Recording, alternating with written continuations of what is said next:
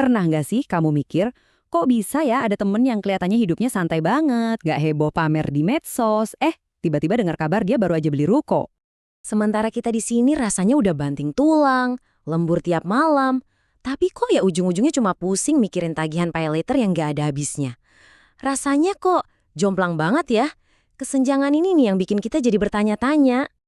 Kok bisa sih beda banget nasibnya?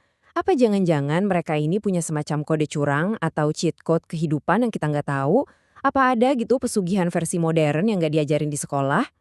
Eits, tenang dulu. Ini bukan soal sihir, hoki, atau jalur privilege kok. Yang kita sebut kode curang ini sebetulnya adalah sebuah sistem.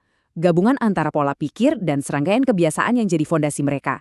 Dan, kabar baiknya, sistem ini bisa kita contek, kita bedah, dan kita tiru. Nah, sebelum kita ngomongin kebiasaan praktisnya, kita harus paham dulu sistem operasi atau OS yang ada di kepala mereka. Soalnya, kalau kita cuma niru kebiasaannya tanpa ngerti dasarnya, itu ibarat kita install aplikasi paling canggih di HP kentang. Ya, nggak bakal jalan kan? Jadi, apa aja sih OS-nya? Intinya ada 3 filosofi utama. Pertama, mereka sadar hidup itu maraton, bukan lari sprint. Jadi mereka rela sakit-sakit dahulu, bersenang-senang kemudian. Kedua, uang itu cuma alat, bukan tujuan akhir. Uang itu ibarat prajurit yang harus dikirim berperang biar bisa bawa pulang lebih banyak pasukan. Dan yang paling penting, yang ketiga, reputasi jauh lebih berharga daripada gengsi. Nama baik itu as. Filosofi yang kedua tadi bisa kita rangkum dalam satu kalimat ini. Uang lebih baik diputar untuk bisnis daripada dibakar buat gengsi. Artinya apa? Artinya setiap rupiah yang mereka punya, itu tugasnya ya buat menghasilkan rupiah lagi, bukan dihambur-hamburkan cuma buat dapat pengakuan sesaat. Fokusnya itu membangun kekayaan beneran, bukan cuma kelihatan kaya. Oke, OS-nya udah kebayang ya. Kalau dasarnya udah kuat, sekarang baru kita bisa install aplikasi-aplikasinya. Ini adalah kebiasaan-kebiasaan konkret yang mereka lakukan sehari-hari. Kita mulai dari angka yang mungkin bikin kamu kaget. Kalau kita biasanya udah bangga banget bisa nabung 10% atau 20% dari gaji, mereka ini bisa nabung sampai 70%. 70%. Gila kan? Tapi ini bukan soal pelit loh.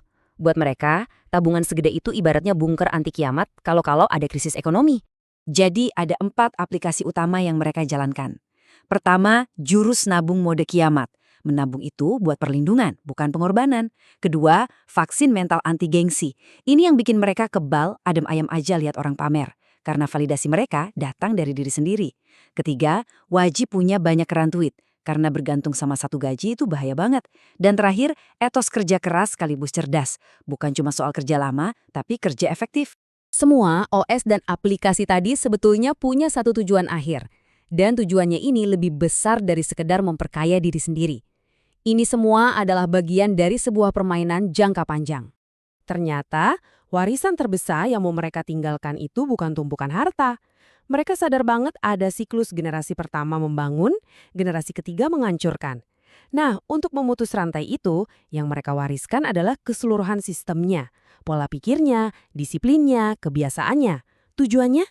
Supaya generasi berikutnya nggak perlu mulai dari nol lagi. Jadi, setelah kita bedah semua kode curang ini, jadi jelas ya, ini bukan soal hoki atau privileges, tapi soal sistem dan disiplin. Makanya pertanyaan akhirnya itu bukan lagi, bisa nggak ya saya jadi kaya? Tapi bergeser jadi, mau nggak saya hidup dengan disiplin seperti itu? Mau nggak kita ngerem gengsi, nunda kesenangan sesaat, dan berhenti menyalahkan keadaan? Nah, jawabannya ada di diri kita masing-masing.